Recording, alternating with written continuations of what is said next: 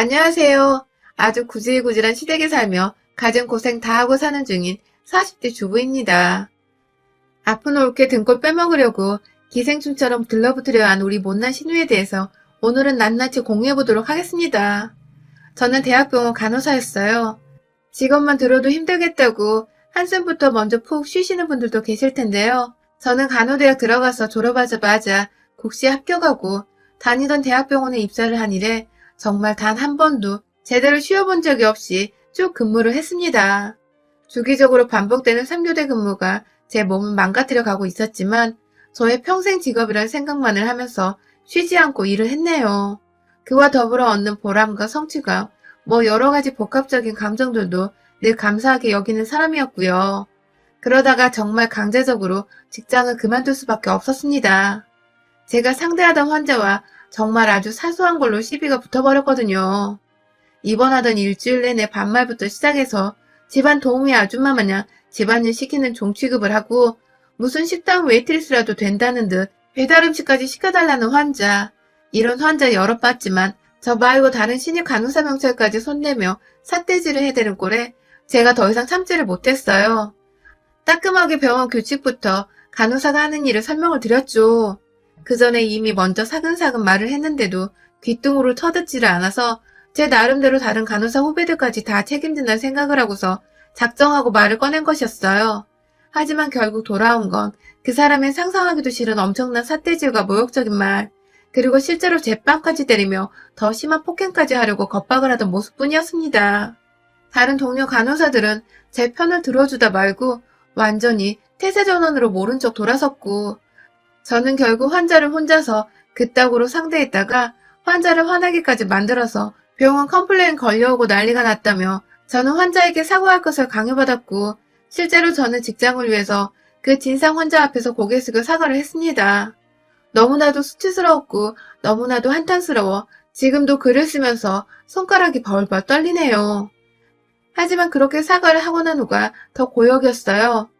동료들에겐 제가 그냥 별나고 자신들을 수치스럽게 만든 장본인이라 생각을 하며 저를 피하기 시작한 것입니다. 네, 사내 왕따를 당해버린 거예요. 사표를 쓰지 않을 수가 없었습니다. 평생 직업이라 여기서 쭉쭉 승진까지 해서 나 자신만의 확고한 커리어를 쌓아보자고 멋지게 꿈도 꿔봤지만 결국 그 꿈을 지켜낼 수가 없었습니다.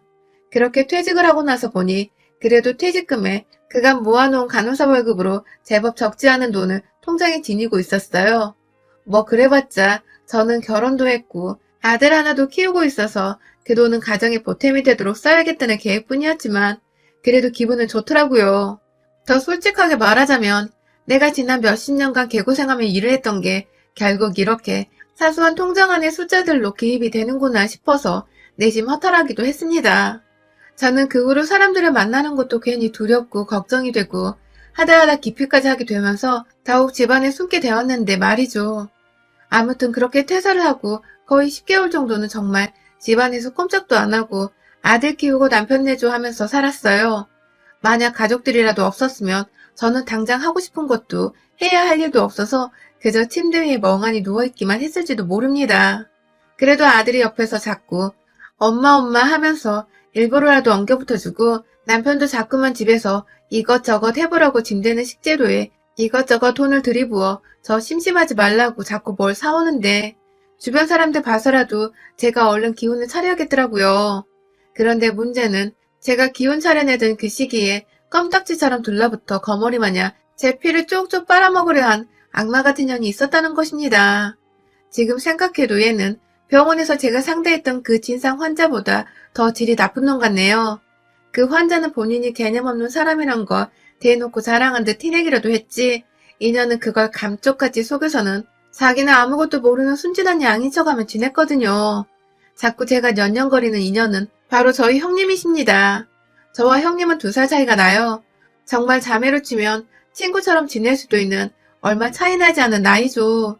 처음에 남편한테서 저를 잘 챙겨달라는 부탁을 받았는지 저보다 더 오래 가정주부 생활을 했던 형님은 제가 직장을 그만두고 반년쯤 지나는 시기부터 주기적으로 저희 집에 찾아오셨어요. 그 후 제가 정신을 차리게 된 그 4개월 동안 형님은 자주 저를 찾아오셨어요. 아주 처음엔 제법 음식도 만들어 오시고 혹은 장거리들을 봐와서 저한테 양파 하나 정도라도 까도록 시키면서 함께 요리를 하기도 하셨죠.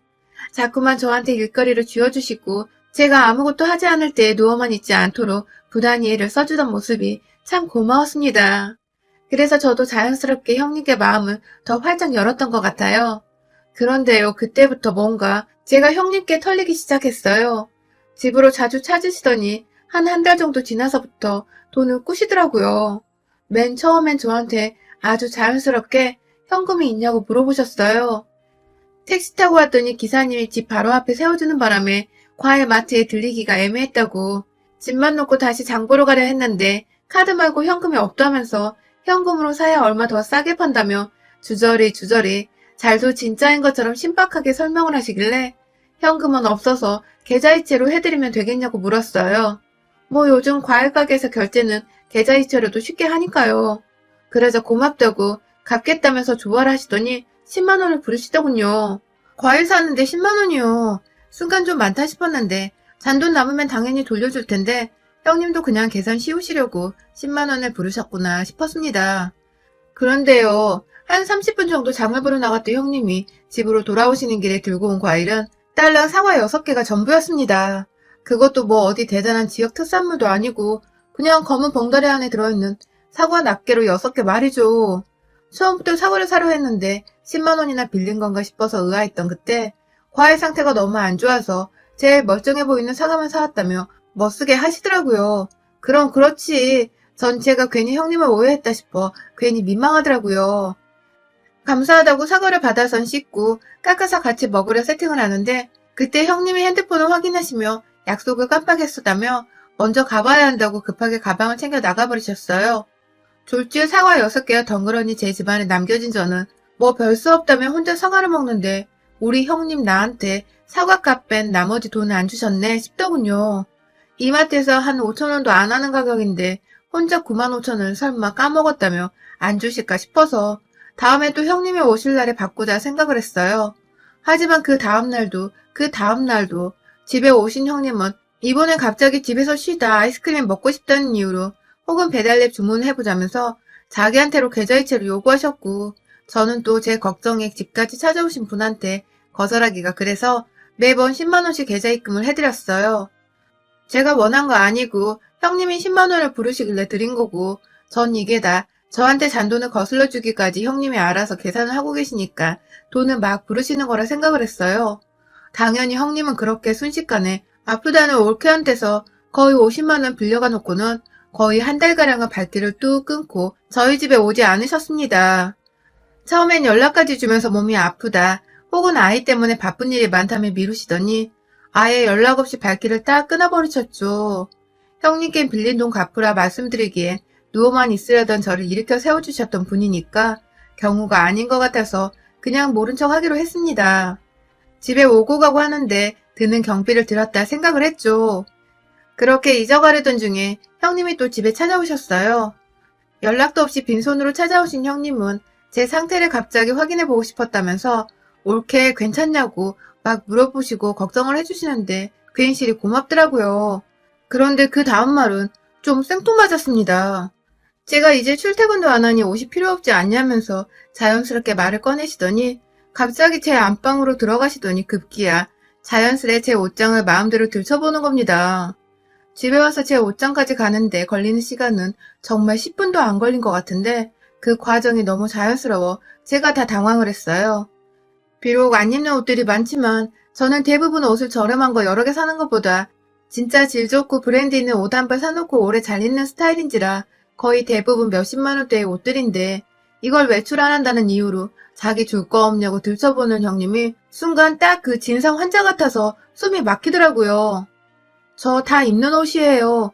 하고서 제 딴에는 단호하게 하지만 윗사람의 애인은 갖춰 얘기를 하려는데 또 할 말 다 꺼냈다가 병원에서 당한 것처럼 나 혼자만 인정머리였고 애이였고 자격 없는 사람 취급당하면 어쩌나 싶어서 도저히 입 밖으로 형님께 내 옷 건들지 말라는 말을 할 수가 없었습니다.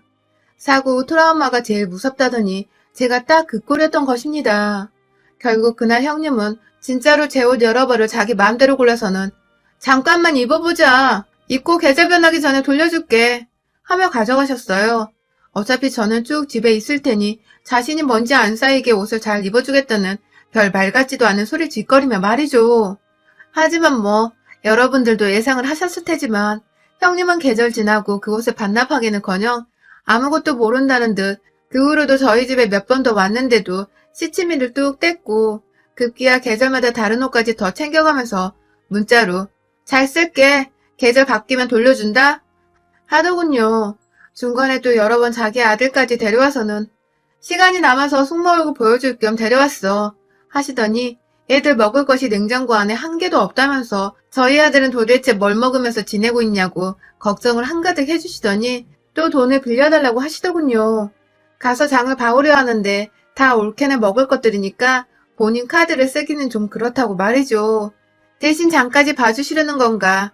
아니면 저번처럼 또 조그만 거 몇 개 사면서 돈 10만 원 빌려가는 건가 싶어 꺼림칙스러운데 그때 형님의 입에서 뜬금없이 20만 원이 튀어나왔습니다. 어디 누가 보면 무슨 이마트까지 가서는 몇 박스째 식량을 구해올 기세였어요. 제가 살짝 놀라는 티를 내면서 무슨 20만 원이나 쓰여야 하시냐. 장은 우리가 주기적으로 보니까 괜찮아요. 라고 말씀을 드렸지만 형님은 올케가 그래서 빵점짜리 와이프인 거야. 집에서 가정주부가 이런 건 미리미리 사놓고 채워놔야지. 누가 남편 데리고 장까지 보고서 들고 오게 만들어. 하면서 제가 오랫동안 직장생활을 하느라 가정주부가 뭘 어떻게 해야 하는지를 전혀 모르고 있다며 그런 행동들은 다 남편 힘들게 하는 짓들이라고 저한테 나름의 충고까지 해주시더라고요. 급기야 그러다 남편이 도망간다는 소름 돋는 농담을 아무렇지 않게 자기 애들 앞에서 웃으며 얘기를 하는데 서서히 뭔가 우리 형님 스타일을 알 것도 같은 게 참 기분 별로였습니다. 결국 형님이 장을 봐오겠다고 자기 말 들으라고 해서 그냥 확 카드를 줘버려야지 하다가 진짜 얼마 긁을지 가늠이 안 되어 겁이 난다며 그냥 현금 20만 원을 이체해드렸어요. 돈 보내면서도 내가 진정한 호구구나 하면서 진짜 한심했지만 자기 엄마를 도둑년 취급하는 건가 싶어 절 빤히 쳐다보는 형님의 아이들이 신경 쓰여 어른들은 그런 모습을 보이면 안 되는 거라며 저 스스로를 이해시키며 돈을 이체했어요. 그리고 뭐 결과는 역시 나왔습니다. 장보러 갔다는 형님은 20만 원 챙겨가고서도 30분이 채 되지 않아 다시 집에 오셨는데 이제 보니 이마트는커녕 그냥 집 앞에 있는 동네 슈퍼를 가면서 돈 20만 원을 빌려달라 한 거더라고요. 역시나 집에 사온 물건들을 보니 우유, 시리얼, 동네 빵집에서도 아닌 동네 슈퍼에서 파는 저렴한 식빵에 저희 아들 먹으라고 젤리 같은 걸 여러 개 합이 한 2만 원이 되었을라나?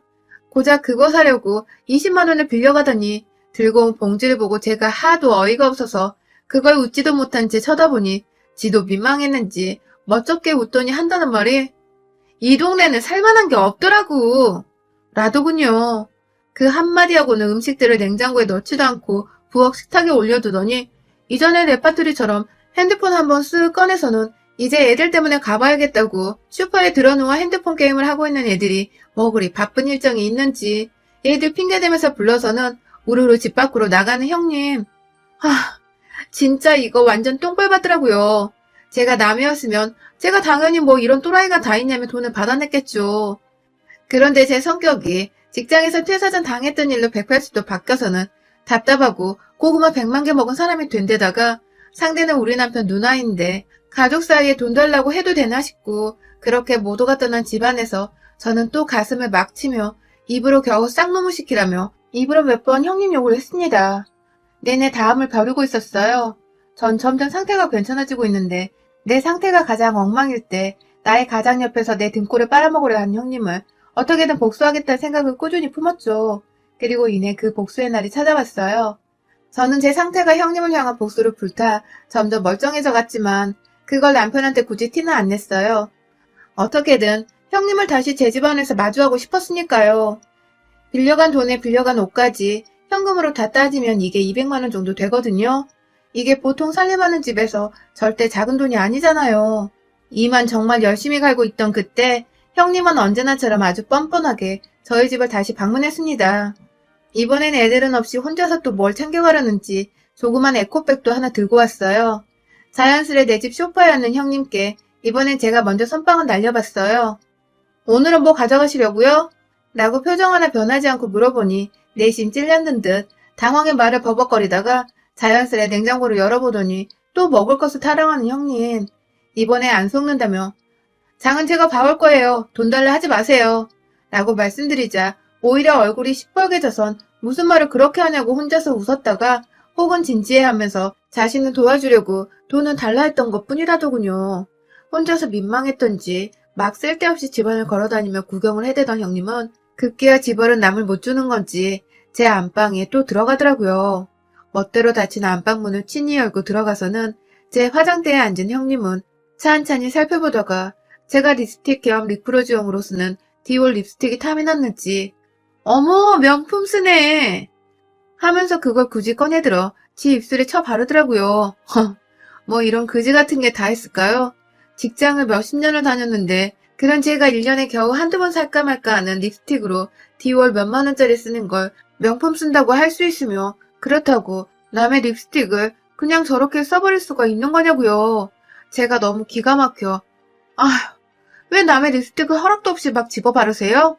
하면서 화를 냈습니다. 가져간 제 옷은 어쩌고 입지도 않고 여태 돌려주질 않아요.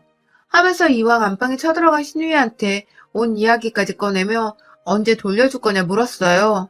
그러자 형님은 처음엔 제가 화를 낸다는 이유로 막 따져물으며 어디서 배운 버르장머리냐고 제게 버릇없고 염치 없다며 저 힘들 때 자기가 도와주러 온 거 다 잊었냐면서 그렇게 거머리처럼 들러붙어 돈 빼가기 바빴던 년이 자기가 절 도와준 거라면서 생색을 내는데 확 진짜 입을 다물어버리게 하려는 그때 형님이 그러더군요. 당근마켓에서 팔아버렸지. 누구 좋으라고 그걸 다시 돌려준대. 하며 자신한테 화낸 저를 약올리겠다는 듯 가소로운 미소를 지며 석반하정으로 제 기분을 망치려들던 신우이. 한두 푼도 아니고 하나에 20만원, 30만원 하던 그 자켓들을 팔아버렸다니. 빌려간다고 해놓고서 돌려주지도 않고 주인 허락도 없이 당근마켓에요? 그 말에 빡이 쳐서 빌려간 내 돈도 당근마켓에 팔아버렸냐고 제가 비아냥대니 꼴에 자존심은 있는지 남은 돈 다 갚으려고 했다고 화를 내다 급기야. 성격이 저 모양이라 직장에서 잘리고 정신병자처럼 누워있지. 라며 다시금 저를 비아냥댄 형님. 환자 돌보러 왔던 건데 요양보호비 준 걸로 퉁치라며 절 급기야 진짜 정신병자 취급을 하더군요. 이건 선을 넘어도 단단히 넘는 말이었습니다. 저요? 형님 앞에 있는 그 명품이라는 립스틱을 쭉 올려서는 아예 통으로 뽑아버려 그거 그대로 형님 얼굴에 칠해버렸습니다. 쓰고 싶은 거 마음껏 쓰고 그냥 돌려주지 말고 가져다 버리라며 제 돈이 좀 아깝지만 지금 돈이 대수냐 싶어서 립스틱으로 한껏 형님 눈두덩이에 볼따구며 목까지 칠해버리고는 그대로 뒷덜미 잡아 끌고 부엌으로 달려가 부엌 가위로 머리카락을 확 난도질해버렸어요. 마침 긴 머리에 곱슬 파마를 해서 제 손 안에 잡히기가 쉬웠는데 나는 이거 잘라다가 암 환자분께 기부할란다 하면서 정말 한순간에 그 털을 뽑아버렸네요. 저 진짜로 그 머리카락 소아암 환자분께 머리카락 기부하는 모발 기부 운동본부에 기부하려고 했습니다. 하지만 파마 머리를 안 된다네요. 그날 형님은 진짜 딱 쇼컷하기 좋은 길이로 머리가 잘리고선 발악을 하며 제 앞에 엎드려 오셨고 그런 형님 머리 위에서 전 말했어요. 정신병자한테 돈 빌리고 옷 빌려갔다가 안 갚으면 다음번에 손모가지든지 주둥이 둘 중 하나 잘리는 거야. 라고 말입니다. 내일까지 빌려간 옷이랑 돈 온상뽑기 안 시키면 지 자식들 앞에서 가위 들고 살찔 줄 알라고 겁박을 하니 그제서야 울다 말고 겁났는지 불이 나게 도망을 나가더니 정말로 다음날 빌려간 돈이랑 차마 당근마켓에 팔아버려 가져올 수 없었던 옷을 대신에 돈은 조금 더 보태주고서 자기가 입던 옷까지 미안하다며 가져왔더군요. 무서웠는지 밖에는 지 친구까지 데려왔고 말입니다. 물론 제가 제 집안에 발 못 디디게 또 가위 들고 설치며 지랄 발광을 하는 척을 하니 그 친구냐는 밖에서 대기만 하고 있었고요.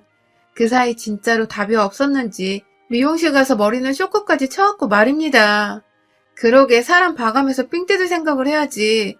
사회생활만 20년 했고 진상환자 참교육하다가 그만둔 내가 좀 힘들 때 기회삼아 다가와 거머리처럼 들러붙으려 하다니 뿌린 대로 제대로 걷어줬다 생각을 하니 제 이 두 손이 한 짓이 참 자랑스럽더군요. 형님의 진심 어린 사과로 둘 사이의 채무관계는 완전히 하루 만에 해결이 되었습니다. 빌려간 돈도 일부 옷도 돌려받았고 전 이자로 형님의 머리카락을 쳐낸 것으로 일단락 시켰죠. 여러분, 혹시 가정 중에 여러분을 호구로 보며 돈 빌려가고 뜯어갈 공리만 하는 인간들이 있으면 이자는 저처럼 도둑기 쳐서 받으시길 바랍니다. 여러분의 생각은 댓글로 남겨주세요. 오늘도 시청해주셔서 정말 감사합니다.